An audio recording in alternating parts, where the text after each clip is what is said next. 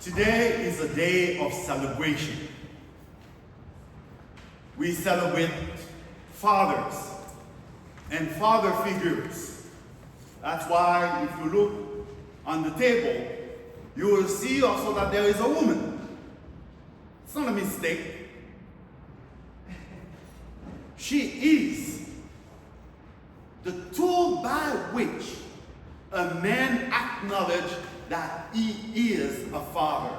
And for this reason, he thought it was important that not just he will be sitting in the congregation, but the picture of her daughter should be here on that table, because that's the sign of his fatherhood. We celebrate family. We also celebrate the gift of baptism.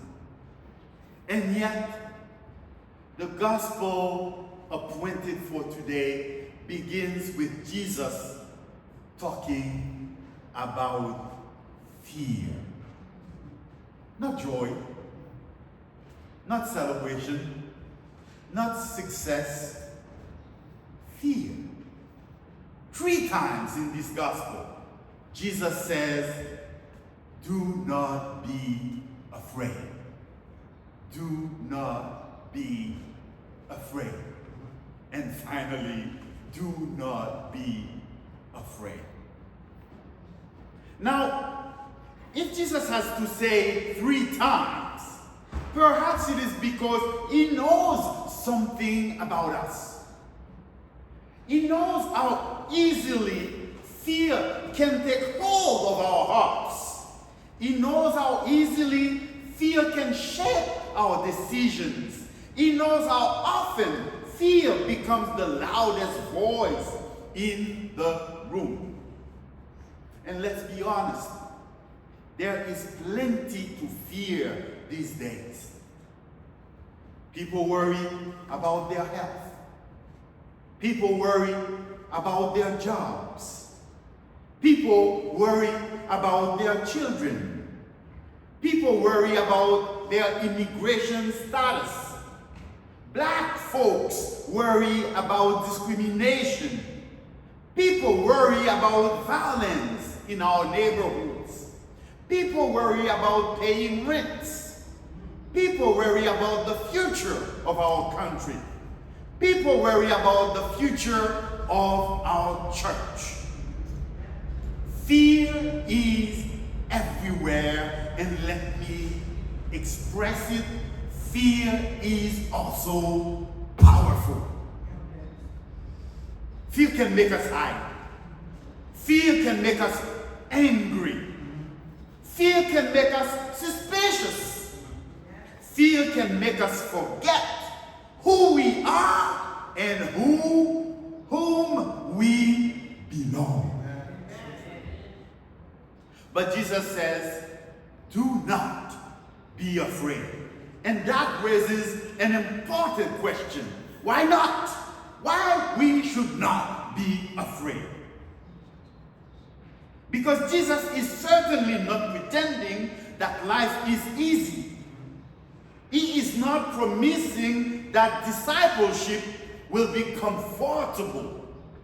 In fact, today's gospel is one of the hardest passages in Matthew, where Jesus tells the truth. Following him sometimes will be costly. Following Jesus will sometimes be difficult, if not challenging. Following Jesus will sometimes place us at odds with the values of the world around us. Yet, in the middle of all of that, Jesus says, do not be afraid. Why? You are asking? Because we belong to God. That is the heart of the gospel. That is the heart of baptism. That is the heart of our faith.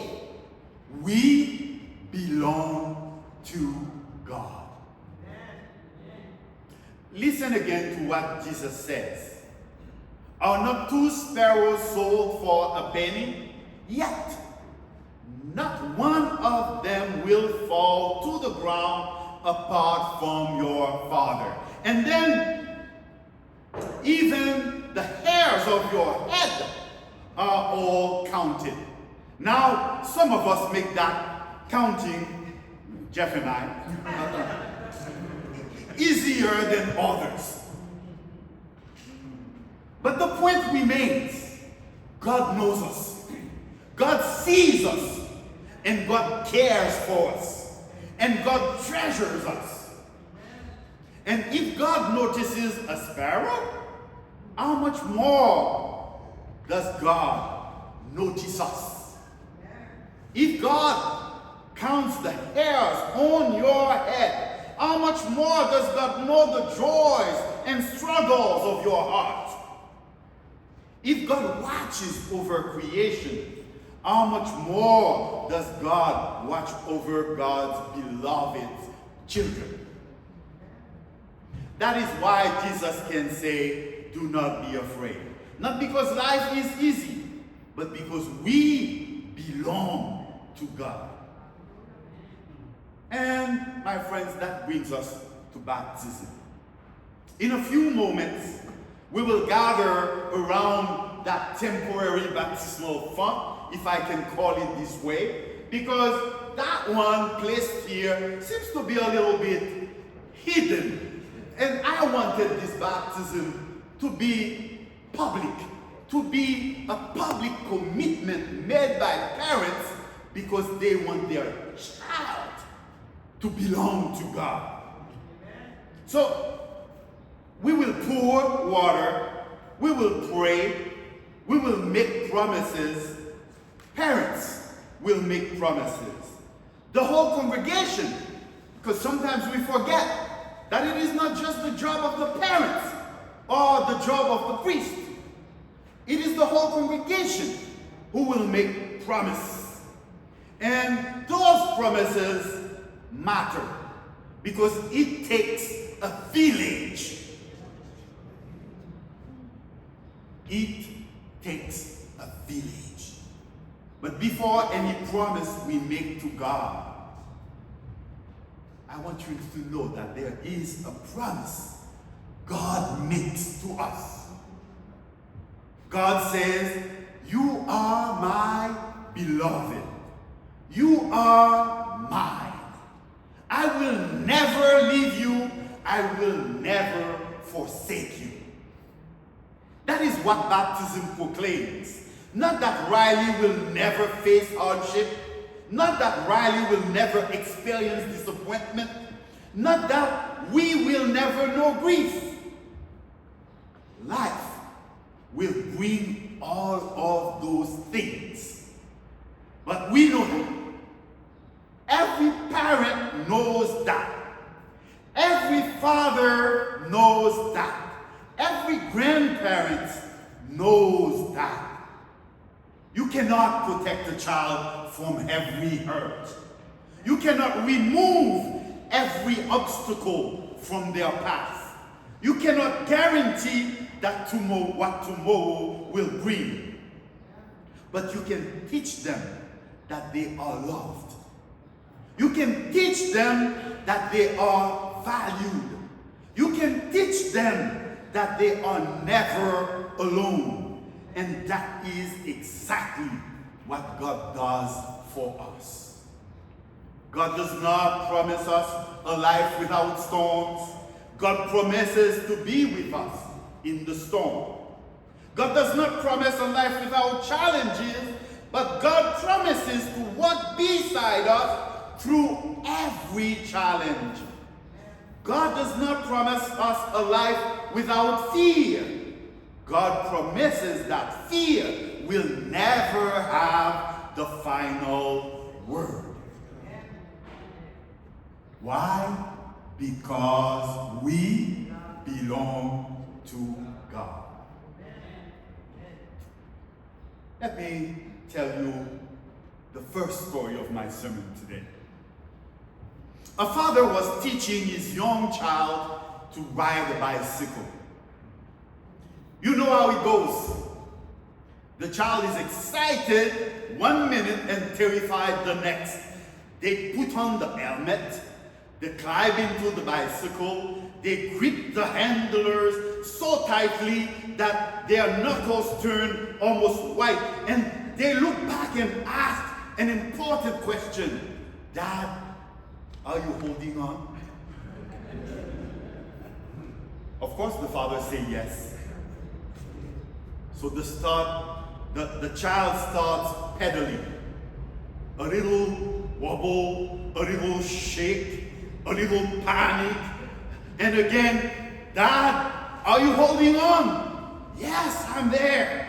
And a few more feet, another wobble, another near disaster.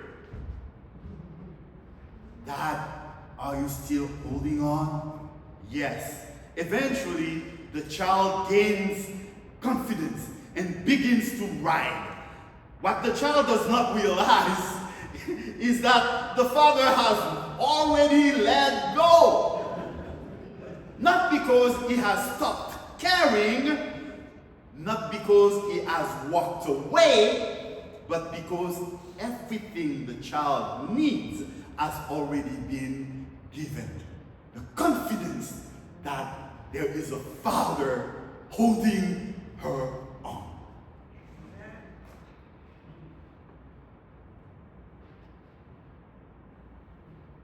In that story, the father's love has become courage. The father's encouragement has become strength. I think that says a little bit about what faith is all about. Much of our life we spend it asking God, are you still there? Are you still holding on? Do you still see me? And the answer always comes back again and again. Yes, do not be afraid. You belong to me. Let me conclude my sermon with a second story. Let me tell you about a couple. And maybe you can identify yourself in that story more than with the story about the bicycle. It is a couple and they were dating. They went out one night and got drunk. On their way back home, they ended up in a tattoo parlor. And when the woman woke up the next morning, she had a big Steve in the middle of a heart tattooed on her left breast. And another one down below in a place that I will not name. Now, a few years later, what do you think happened? The couple broke up. And the woman started dating another man named Robert. How challenging it is to change Steve into Robert.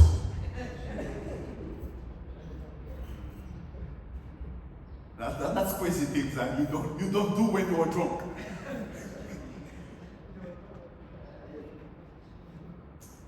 But let me tell you, that's exactly what Jesus did for us.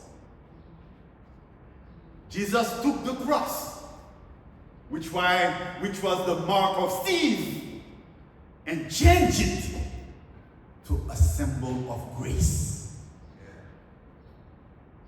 You may not understand it, but think about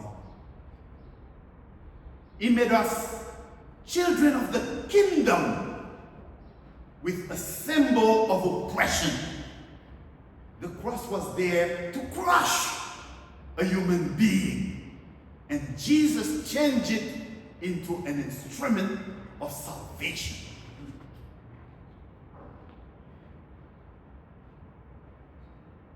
You may be mad at me because the baptism did not take place in the baptismal font. I've already been in churches where this is so important because the great-grandmother was baptized in it, that people are mad when you say it is in the back of the church, it is in the side of the church. You cannot get baptized in there. You may be mad at me because one parent may have a Pentecostal background and would want Riley to be immersed in water. I am just going to pour some water into her forehead. And your pastor may tell you that this baptism is not valid. But let me tell you something. Baptism is not about the shape or the form that it is happening.